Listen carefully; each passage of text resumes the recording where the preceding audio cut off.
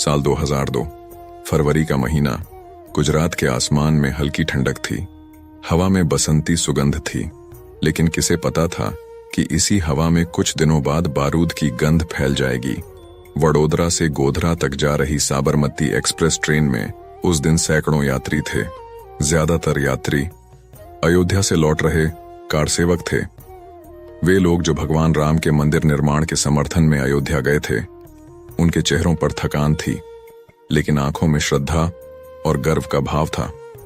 वो सुबह जो किसी तूफान से पहले की खामोशी थी। 27 फरवरी 2002 की सुबह लगभग 7:43 साबरमती एक्सप्रेस धीरे धीरे गोधरा स्टेशन पर पहुंची।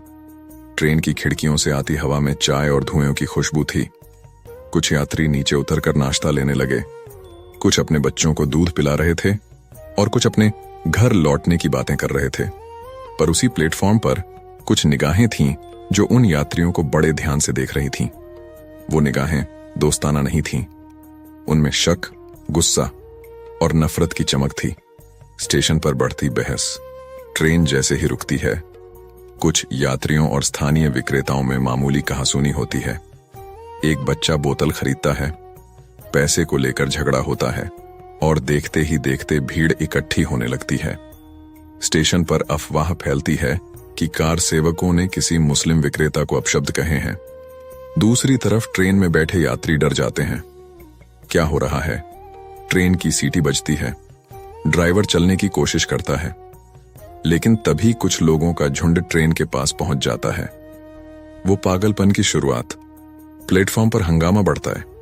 किसी ने ट्रेन के दरवाजे बंद कर दिए, तो किसी ने पत्थर फेंकने शुरू कर दिए। ट्रेन धीरे धीरे आगे बढ़ने लगती है, लेकिन तभी S6 बोगी के पास अचानक भीड़ जमा हो जाती है। किसी ने चिल्लाकर कहा, ट्रेन में किसी मुस्लिम लड़की को जबरन बैठा लिया गया है। ये एक अफवाह थी, लेकिन इतनी भयानक कि उसने भीड़ को उकसा दिया। लोगों ने लकड़ी के डंडे, पेट्रोल की बोतलें और रॉड उठा ली। ड्राइवर घबरा गया। सिग्नल रेड था, ट्रेन रुक गई। ट्रेन अब भीड़ के घेरे में थी और किसी को नहीं पता था कि अगले मिनट में क्या होने वाला है। वो आग जिसने सब कुछ बदल दिया। सुबह के 8:05 S6 कोच के पास किसी ने पेट्रोल का डिब्बा फेंका। भीड़ में से किसी ने जलती हुई लकड़ी फेंकी और पल भर में कोच आग की लपटों में घिर गया। आग आग लग गई। चीखें, रोते बच्चे, घबराए यात्री। कोच के अंदर अफरा तफरी मच गई। जो बाहर निकलने की कोशिश कर रहे थे दरवाजे बंद पाए। कुछ खिड़कियां तोड़ने लगे, लेकिन बाहर से पत्थर बरस रहे थे।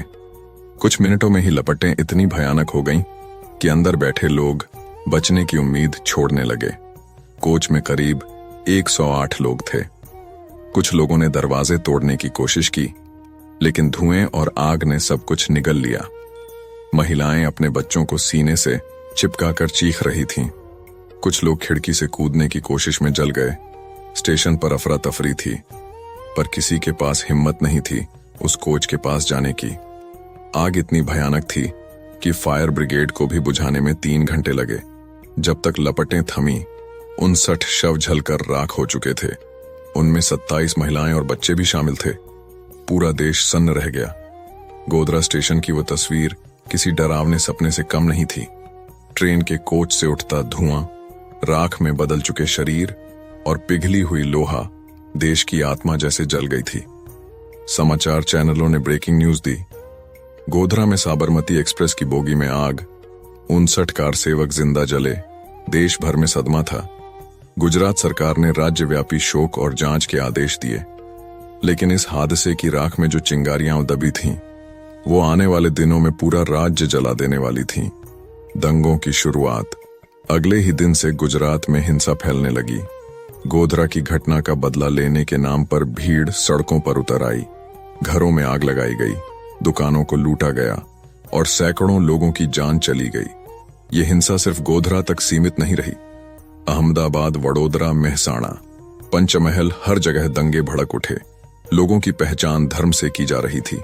किसी के माथे का तिलक उसकी मौत का कारण बन रहा था, तो किसी की दाढ़ी उसकी सजा। प्रशासन और राजनीति की आंधी सरकार पर सवाल उठे। क्या ये सब अचानक हुआ या किसी ने साजिश रची थी? विरोधी दलों ने आरोप लगाया कि सरकार ने हिंसा रोकने में देर की। वहीं कई रिपोर्ट्स में कहा गया कि गोधरा कांड एक प्री प्लान्ड कॉन्स्पिरेसी थी। नानावटी आयोग और बनर्जी समिति दोनों ने अपनी अपनी जांच रिपोर्ट दी, लेकिन नतीजे एक दूसरे से बिल्कुल उल्टे थे। किसी ने कहा यह पहले से सोचा हुआ हमला था, किसी ने कहा ट्रेन में आग खुद यात्रियों से लगी। सच्चाई आज तक पूरी तरह स्पष्ट नहीं है, पर असर इतना गहरा था कि आने वाले दशकों तक गुजरात का नाम सुनते ही लोगों को वो आग याद आती है। बचे हुए लोगों की दर्द भरी कहानी। जो लोग उस ट्रेन से किसी तरह बच निकले, उनके लिए जिंदगी फिर कभी पहले जैसी नहीं रही। एक कार सेवक रमेश तिवारी, जिसकी पत्नी और बेटी दोनों उस बोगी में जल गई थीं, वो सालों बाद भी स्टेशन पर जाकर वही बेंच पर बैठता है और कहता है, मुझे लगता है वो अभी लौट आएंगी। एक महिला सुनीता देवी, जिसके 3 बेटे थे, वो तीनों उसी दिन की राख में खो गए। वो आज भी हर साल फरवरी के महीने में गोधरा आती है और उस जगह पर दीपक जलाकर प्रार्थना करती है। देश के जख्म और सवाल, गोधरा कांड सिर्फ एक हादसा नहीं था, वो एक ऐसा घाव था जिसने देश को 2 हिस्सों में बांट दिया। लोग धर्म, राजनीति और भावनाओं के बीच ऐसे उलझे कि इंसानियत कहीं पीछे छूट गई। उस दिन के बाद से गुजरात बदल गया। लोगों के दिलों में डर, नफरत और सवाल भर गए। क्या वो आग किसी की साजिश थी या बस एक गलतफहमी का परिणाम? इन सवालों के जवाब आज भी अधूरे हैं। अदालत और इंसाफ साल 2011 में लंबी जांच और गवाही के बाद गोधरा कांड में 31 लोगों को दोषी ठहराया गया और 11 लोगों को फांसी की सजा, बाकी को उम्र कैद दी गई। लेकिन फिर भी कई आंखें आज भी न्याय की राह देख रही हैं।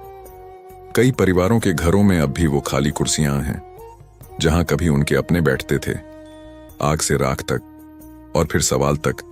साबरमती एक्सप्रेस का वो जला हुआ कोच आज गोधरा रेलवे यार्ड में खड़ा है। राख और लोहे का ढांचा जो हर आने जाने वाले को याद दिलाता है कि एक गलतफहमी, एक अफवाह, एक नफरत कितनी जिंदगियां जला सकती है।